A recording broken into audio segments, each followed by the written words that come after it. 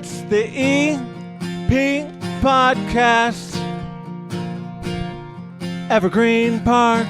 And welcome into the EP Podcast. My name is Chris Lanuti. This episode and every episode of the EP Podcast brought to you by OSF, Little Company of Mary Medical Center, right here in Evergreen Park. Transforming healthcare, your trusted partner for innovative, compassionate healthcare is OSF Healthcare and OSF, Little Company of Mary Medical Center. We have a great show planned for you today. A couple different guests that are going to be down here. The first guest, actually, somebody I've been waiting to get on the show, works for the village in charge of a very important department, one that I've come across a couple of times, and I always have questions. So I'm going to try to ask a lot of questions that maybe you want answered yourself. And that guest brought to you by Porter Cullen's. You know where they're at, 99th and Clifton Park. Fresh, traditional, innovative. Porter Cullen's offering traditional Irish cuisine, including the legendary corned beef egg rolls, the Guinness battered fish and chips, along with an ongoing rotation of homemade daily soups, weekly sandwich and salad specials, and monthly food and drink pairings. They're bringing back Taco Tuesday here in April. Go check that out. From fresh fish tacos to mushroom ravioli and everything in between, Porter Cullen's has you covered. See more at portercullens.com. Let's get the show on the road right now here on the EP Podcast.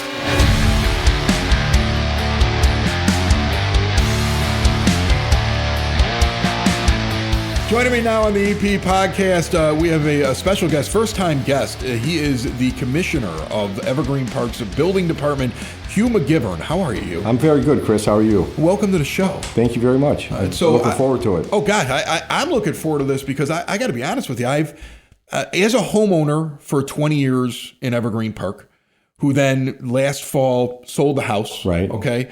And, it was we finished up the divorce. I got two kids that are off to college. I needed to downsize a little bit. And I said, okay, I'm going to sell this house. And it was funny. I sold it. The next door neighbor's brother came to look at the house before I even listed it. That's how quick things go in Evergreen Park. There's people dying to get in. Yeah, I didn't even list it. It was exactly. There was just a knock at the door, hey, I hear you're thinking about selling your house. Exactly. Here's what I'll pay for it. I was like, done. It was like one of those moments. Good for you. You didn't even put it up for sale. Yeah, I didn't have to pay any of those commissions or anything. You don't say no when that happens. But then I did have to learn what it's like to sell a house. Right. I had bought one 20 years earlier, and I think I was just a babe in the woods. It was the first time I had purchased one. And then I went through the process of selling one, and the building department gets involved in that. I didn't realize that. Somebody came, did a whole inspection, and looked at the house, and suddenly I was like, man, I hope everything's okay. Well, what we do is what's called a point of sale of inspection. Okay. And what we try to do is, because we don't have access to a residential homeowner's home just because we want it. Okay. Yeah. But when we have the opportunity, we go in there and try to make sure that the house being sold is up to the minimum, code standards. GFI outlets, fire detectors, smoke detectors, things of that nature. They didn't dig a hole in the basement during the 20 years they were there and put in their own version of a pool. Yeah. We make sure the doors work, the windows go up and down, there's not paint peeling, just the basics, okay? Right. We're not, this doesn't necessarily require a permit if it's just basic maintenance. Now it could extend into that, but in your case, it sounded like it didn't. It was pretty cut and dry. We had a window that had a crack in it. I replaced the glass. I didn't have anything that was major. Everything was pretty cut and dry. The house had been updated before I ended up buying it, and we hadn't slipped out of any kind of code or anything like that. So we were very happy. I remember when they showed up, I was like, uh-oh, I didn't even think of this. I'm so far along in the sale, but it wasn't a painful process, I would say. Our main purpose in the building department is to ensure our homeowners have a healthy environment to live in. Right. So when we have the opportunity to ensure that, obviously when a house is being sold, that's when we go in there and we try to make sure that, everything is, and I use the word minimum. Obviously we'd like to see maximum standards, but minimum standards are what we're looking for. Yeah, make sure it's safe for somebody to be in there. I think about the years that I had the house and the amount of times that I would just fix something or try to improve something. And I know eventually, I remember we put a fence in, got a permit for that because that's a big deal, right? There were a couple times where like that, I was like, okay, this is big enough. This is something I probably have to tell the village I'm doing. Where does a homeowner, like, where in their mindset should they be when they're trying to figure out if they're going to fix something in the house or improve the house? When do they need to kind of reach out to the village and be like, I'm doing this? So like, what scale of project? Well, I would think, first of all, if you're thinking about doing an upgrade or a remodel or an addition, those things require permits. Okay. Now, there are some minor things that don't require permits. But if you're unsure, I would call the building department and ask, because obviously we would tell you. I mean, if you're replacing windows, for example, existing windows. That sounds like I need a permit. No. Not to replace an existing window. Really? So if I just have like one of these window stores comes in, like, you know, like on my White Sox podcast, I have Window and Door Superstore of Oak Forest as a sponsor. They come in. Windows, then yes, they require permits. Okay. But if you're just, window replacement. Okay. Fences are permits. Roofing doesn't necessarily require a permit. Pool. What about a pool? Yes, absolutely. Yeah, I thought I had to get one for that. Absolutely, for a pool. A lot of life safety issues with a pool. Is there a requirement? I remember that I was nervous about it, and then I think I read something that all my fences were at the right height, but you have to have a fence at a certain height, I believe, for a pool, right? It's 4 foot. Okay. But I have a pool, and I have a 4 foot fence around the sides. Because the neighbors are friends of mine. You know, I've lived there for 30 years. You want to see them. Exactly. Right. I don't want to shut them out. But and the back, I have a 6 foot fence. Because, you know what I mean? Little privacy. Exactly. But no, fences are required for pools. The biggest problem with pools is because we don't require a permit for an above ground pool. But the problem is people have these pool installers come and install the pool. And often we have the overhead electrical lines. Yes. Now that becomes an issue. So when I come to your house, or I don't actually do point of sales, but we do, and if we locate that scenario, it needs to be repaired. Oh, I remember they had to do a measurement in the backyard because it wasn't over the pool, but it was close, and they had to go and make sure it was supposed to be like distance. 10 feet. Yeah, and I just got outside the range, I want to say. Right, exactly. Now there's a little bit of leeway, most lots in Evergreen are 50 feet wide. So, you know what I mean? To get 10 feet is difficult. Right. But we don't want a utility line running over a pool. Yeah. I mean, just for your own safety. So now minor repairs, then I can do them, right? Like I've had a shingle come off the roof and said, I'm going up there and fixing that. That wouldn't thing, be a problem. But I rip the roof off and I have somebody do it, building department. If your roof requires to have your sheeting replaced, yes, that would require a permit. Okay. But if you're just taking off one layer of shingles and putting on a new layer of shingles, that doesn't require a permit. It's not structural, really. Okay. Now you can get into a scenario where people try to put a new roof over an existing roof. That can be a structural issue because now you're adding weight. Right. So that may require a permit, but. If you're unsure, you should always call and ask because, we're not going to tell you have to have a permit when you don't. Right. Okay. So now you do this for when somebody's selling a house or somebody's fixing up their house, but I'm also curious, the building department has to look at businesses as well, correct? Oh, yes, absolutely. So, like we have the one right now that's over there, and you see a change happening at 99th and Pulaski. I just saw this today. I was driving my kid to Brother Rice, and I go, when did they change the sign at Wojo's? And it's a different thing, right? So, like, there's probably a point where you guys get involved because the business is changing hands? New businesses have to apply for a business license. Okay. Which has to be approved by the city board, village board, at one of our bi-monthly board meetings. They applied for a business license probably 3 months ago, 2 or 3 months ago at least, and they were approved, and they didn't do any construction there. Right. All they did was change ownership. Yeah, it looks like they painted the inside walls, and I read an article they may paint the outside, but no construction. We recommended that they clean it up. Right. Okay. Obviously, it's a fresh start. You want it to be clean. I'm assuming he does a good business because he's across the street from 2 high schools and a grammar school. He's got plenty. He should have great walking business. Right, exactly. So I would think you would want to keep it clean, regardless. But so they have to apply for a business license before that they're allowed to. And some businesses require zoning board approval as well. For example, gas stations. They're commercial businesses, but we just don't allow gas stations because somebody wants one.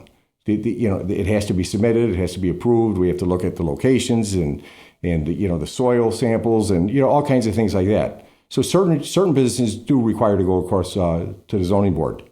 What are the kind of things that pop up sometimes that get in the way of a home sale or a business sale or something new? Like what have you come across over the years? I mean, I don't want you to call anybody out or embarrass anybody or stuff like that, but what would be an example of something where somebody, like, if they are thinking about selling or buying, or if there's a business that's looking to move in, what should they be weary of? What should they look out for? Well, kind of two different animals with the residents and a business. Now the residents, their biggest obstacle is their point of sale inspection. They've already determined how much they want to sell their house for. A lot of people don't consider that prior to selling the house, and maybe there's a cost factor that they don't want to incur. Because there's something that needs to be updated before the house can change hands. Exactly. Yeah. And we're not even talking about a lot of money. It could be minor stuff, okay? But nevertheless, some people on a budget if you don't have it factored in, it's not covered. So what happens often is a buyer will buy the house as is. They have to provide a written letter from their attorney, and that makes the buyer responsible for completing that point of sale inspection. Okay. So it's going to be completed, okay? But it's possible for the buyer to do it with the proper documentation and and a letter from his lawyer. I would think electrical is one of the biggest things that people have to watch out for, absolutely. Because you get people that do an update and they didn't do it the right way because they decided to do it their right way. You started in electrical, right? You were an electrician, and then you did electrical inspections before you got to your position now. Yeah. I started in Local 134 in 1980. So I recently retired. I had 45 years of service as an electrician. I've been the electrical inspector in Evergreen for 25 years or more. The biggest problem I find with the electrical in the residences is people trying to do it themselves. Oh gosh, that was the biggest. Listen, I'll tell you, this is Hugh. The reason I actually yelled about the previous owner so many times over 20 years because I would discover that something was wired by him. And I would go in there and I'd be like, what is this? And the amount of times I hired an actual electrician because I was like, I need to bring a professional in to fix this problem. That happens so many times. Exactly. And contrary to what people may think, the building department isn't designed to create a profit. Right. Okay. We're designed to protect the homeowners.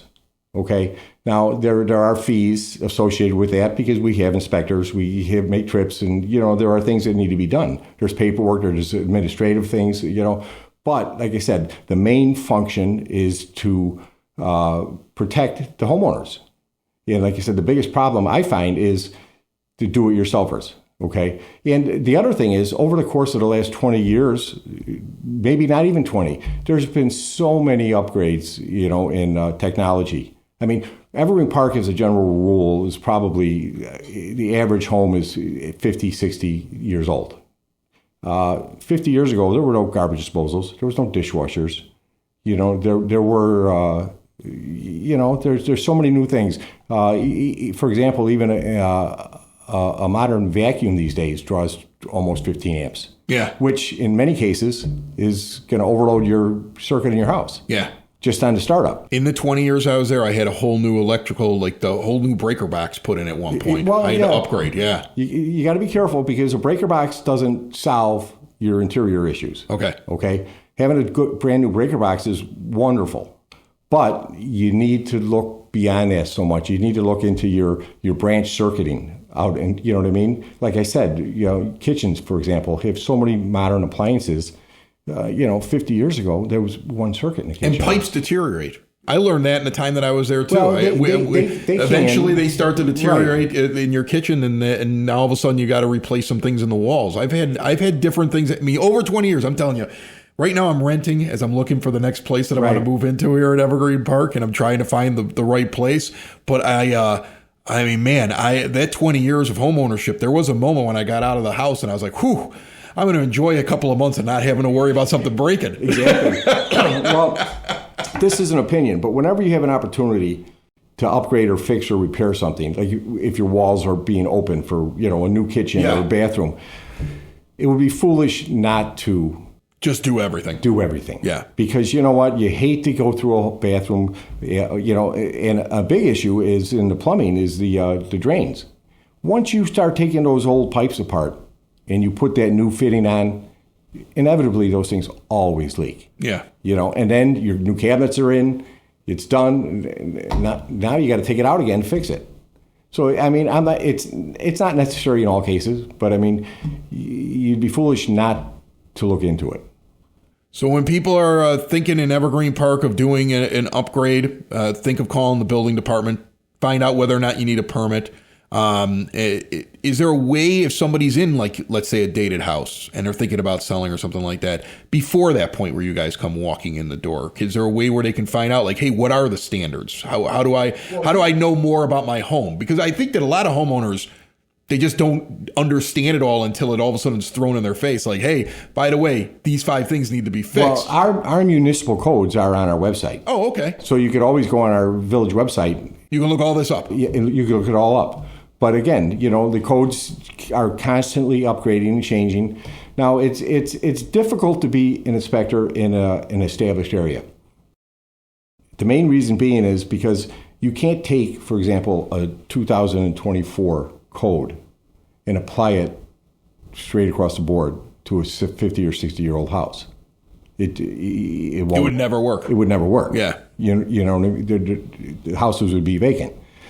You have to have a little bit of common sense. You have to factor in the life safety issues, which are not negotiable. Smoke detectors, fire alarms, egress, things of that nature. We don't allow bedrooms in the basements anymore. Yeah, I know. Okay. Yeah. Now, I'm sure there are several homes that have bedrooms in the basements, but, and when I go in to do an electrical inspection and I go into a basement and I see a room to me that looks like it could be a bedroom, because you know how you do with teenagers. Right. You shove them down in the basement. Right, because nobody wants to see them because they stink. Exactly. Now, it may not be a bedroom, so to speak, but I always go the extra step and say, I want a smoke detector in here regardless of what you're going to tell me. Right. Because they can't sell it as a bedroom, but a lot of people use those rooms as bedrooms. Yeah. Yeah, things happen when the door closes. Yeah. So I try to make, think a step ahead and say, let's just be proactive. Awesome.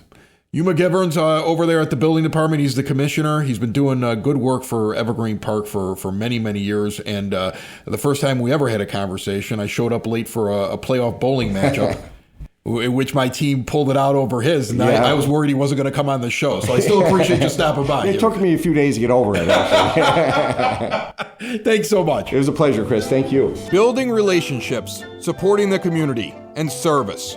These are the things that Country Financial stands for. They're more than just an office you may pass by as you drive through Evergreen Park. They're neighbors who lend a helping hand and support the fabric of your community, including charitable organizations, sports, financial education, and civic organizations. And since Country is already your neighbor, they want to get together and chat. Call your local Country Financial representative, Mike Thauer, today at 708-425-1559 to talk about the things that are important to you and how he can help you protect them.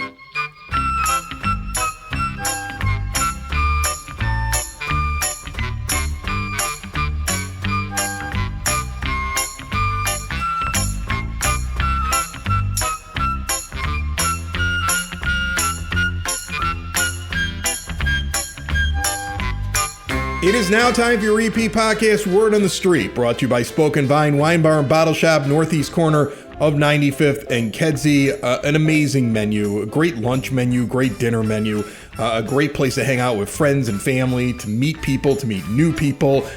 Great date night spot, I can tell you that. I've always had a great date at Spoken Vine, and they also are building me a nice little studio space, which is going to be great. I saw pictures of the bar structure for the new studio space. I can't wait to move in there, and I can't wait for you to see it live and in color, especially if you watch us on the YouTube feed.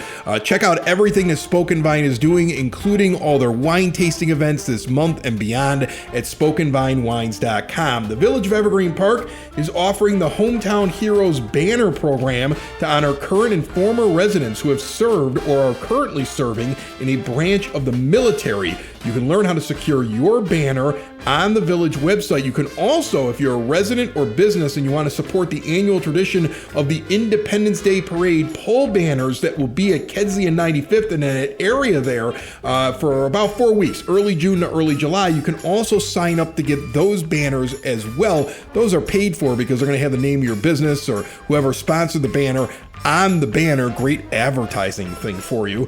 These banners are a great way to also show off your community pride. The Village website for both of these programs is evergreenpark-ill.com. The Village of Evergreen Park is offering curbside compost collection in partnership with Waste Not Compost, a former guest here on the EP podcast. Residents can choose from a weekly or bi-weekly service pickup. Learn more at wastenotcompost.com/Evergreen Park. And in recognition of Earth Month, if you use the code MOONY, which I believe is for municipality, or it's not spelled correctly, nickname of the new first baseman for the White Sox, I'll just give it to you, MUNI. Put that in as the code, and when you're signing up, you'll get your first month for free. Village Clerk Kelly Duffy was on this program last week. If you missed it, definitely go back and check it out. One of the things she talked about is the community garage sale days. They are coming back June 6th and 7th of this year. Garage sale permit fees are waived only during this time, and residents may participate on one or both of those days. Hours of operation must fall between 9 a.m. and 6 p.m. It was a big event last year. I expect it to be bigger this year. Go to the Village website for that information as well. Joining me now here on the EP podcast, these guys have been here before. We have Dean Reedy, Bob Dugan. They have the Day of Giving coming up with Most Holy Redeemer. They were not originally on my interview docket, but they talked me into it because they're a lot of fun to sit down with. How are you guys? We're doing great. Thank you. Oh, look at that. Yeah, you're raring to go. Thanks for having us. No other place we'd rather be, Chris. All right, so I've helped out with this before, and I told you guys that I would get involved this year as well. I'm looking forward to it. But you do a big event every year where you raise money for your school, and which I find really interesting because we have so many different school options here in Evergreen Park. And, a lot of people assume that everything at a private school like Most Holy Redeemer is paid for in tuition and tuition alone.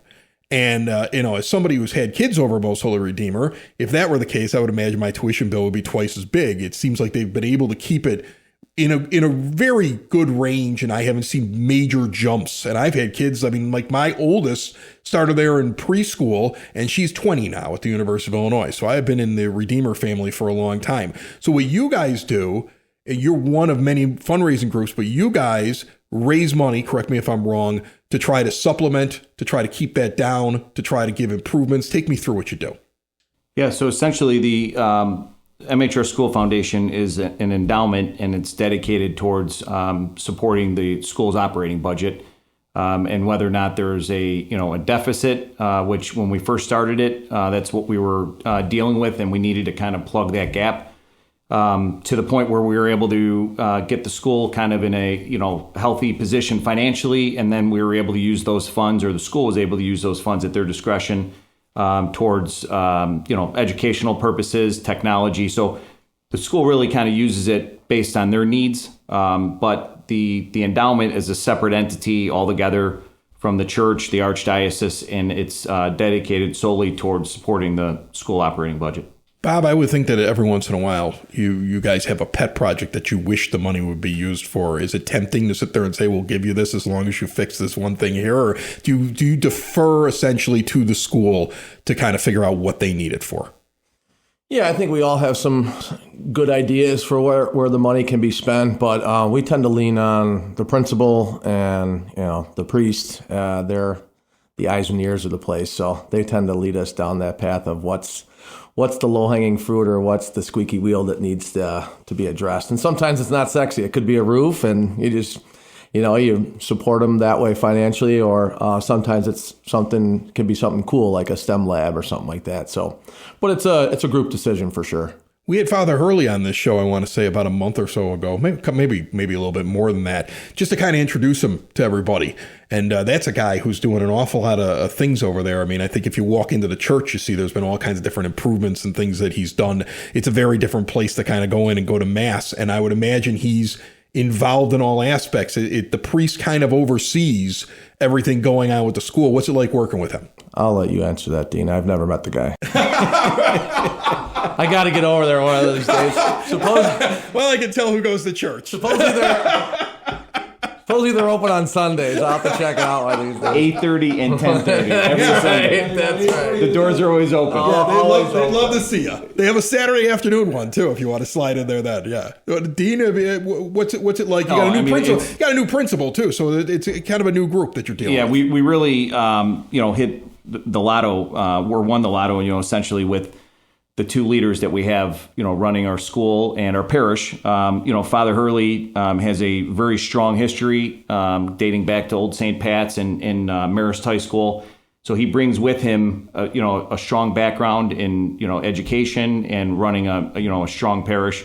He's been a tremendous leader for us and has really energized the whole parish in the community, not only, as it relates to, Mass and attendance and what's going on in the community, but also over at the school. I mean, the kids are just so excited about, his involvement and, his dealings with the student body. And then our principal as well, Dr. Fay. He's just been a tremendous asset for us and brings a whole new energy to the school. And the same thing, the students are just excited to go to school every day, given those two are running the community over there. So Day of Giving is what day? It's the 23rd of April? April 23rd. Yep, Thursday, April 23rd. Tell me a little bit about this event and how it's going to work. You're raising funds, but I want people to know how they can participate and what they're going to see on that day. So several options. Obviously, we have a website, www.givemhr.com. You can go and... I'm sorry, I smile every time somebody says www. You can tell how old you are by the fact you throw www. As my kid would say, nice one, Unc. Yeah, you fire up the AOL server. That's and there's right, that little dial tone. World Wide Web. So yeah, you go daveofgiving.com, or is it Day of Giving or MHR? GiveMHR.com. GiveMHR.com is one of the things. And then we're going to be hosting an event at Baracco's on 95th Street as well. We encourage some people to pop up there. I think that starts around 4 p.m. that day, right? 5 p.m. Yep. So please come by and say hello on your way home from work.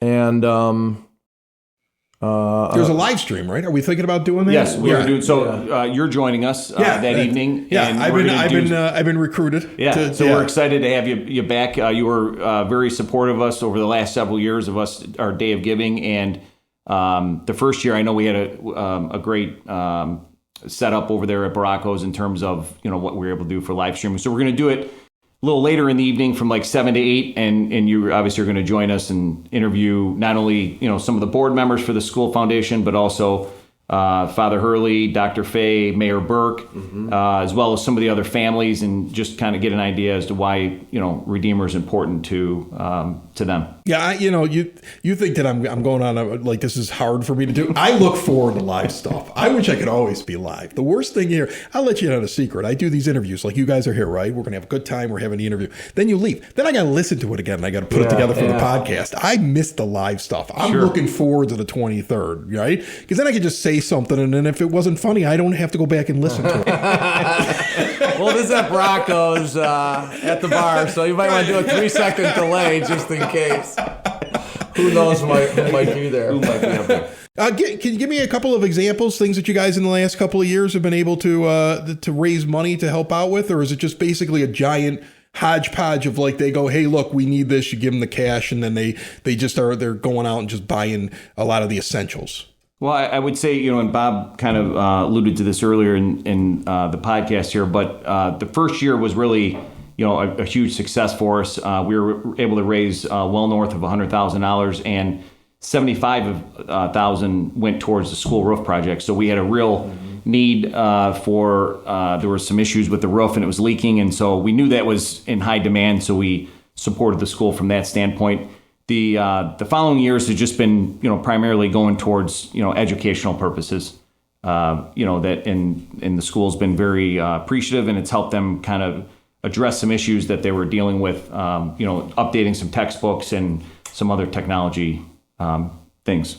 But we should talk about the long-term piece of it as well. Okay. We want Absolutely. that. We want that legacy to be there, and part of the reason is there was a little bit of a worry and a scare pre-COVID that some of the other churches in the surrounding areas were losing the church or losing the school, and we didn't want to be in that category. So that's when kind of Dean put this group together and started to plan for the future. So by the time many, many years from now, this will still be going on, and we don't know what the future holds, but it will be there if the school needs it, or when it needs it, or parishioners need it. So that's one of the ultimate goals. There's some other schools or other parishes who have been doing this for a very long time, and we're glad that we're a part of that now and doing the same thing. So this really was oh my goodness, we want to make sure that it's strong, because we don't want to be one of those schools that goes away, or parishes that goes away. Or church. Or church. Yeah. And you guys sat there and 100%. said, we can do something here now to kind of stay ahead of it. And to be honest with you, you saw the consolidation of a bunch of different churches in the area, and you guys must have sat there and thought to yourself, whew, glad we did that thing, right? For sure. No, absolutely. 100%. I mean, it's anecdotal, but once the church and the school goes, the neighborhood starts to dwindle as well, and people leave and go find other places for those things. So we don't want that to happen. That's awesome. Very good stuff. All right. So Day of Giving on the 23rd again. Before I let you guys go, the Baracos party, is that like open to everyone? Is it a ticketed event? Do you expect people to watch more online on the streaming, and it's like a telethon? Like what are you guys anticipating? Any and all are welcome to come up to Baracos to support us that night. Even if you supported us during the day and you want to just come up, they have some drinks that evening, or just join the celebration, you're more than welcome to join us. In fact, we would encourage you to come up and join us. It's going to be a fun evening. But yeah, essentially it's just, celebrating, what the Day of Giving is all about. And, we would, the more people we have up there, the better. The Baracos has been, I have to say, they've been nothing but supportive, and as they are, have always been for us. But Helen's been extremely supportive of us, and Nick and Fran, and so we're excited about that day and having the event at Baracos, because they've been such a big part of the community and the Holy Redeemer community, quite frankly. Yeah, well, I mean, this is kind of the Catholic thing, right? Except for Bob, you go to church, and then you raise a little bit of money, and you do a lot of partying, right? That's basically how the whole thing works. That's right. I'll take the night shift. You guys take the morning shift. Okay, guys, give me the website real quick before we go. GiveMHR.com. GiveMHR.com, and the stream will be through the website, on Facebook. Where it's going to be on Facebook. On Facebook. All right. We'll see everybody either at Baracos or on the stream on the 23rd for Day of Giving. Thank you so much, guys. Thanks, Chris. Thanks, Chris, for having us. It's the EP Podcast. All things Evergreen Park. It's the EP Podcast. Evergreen Park.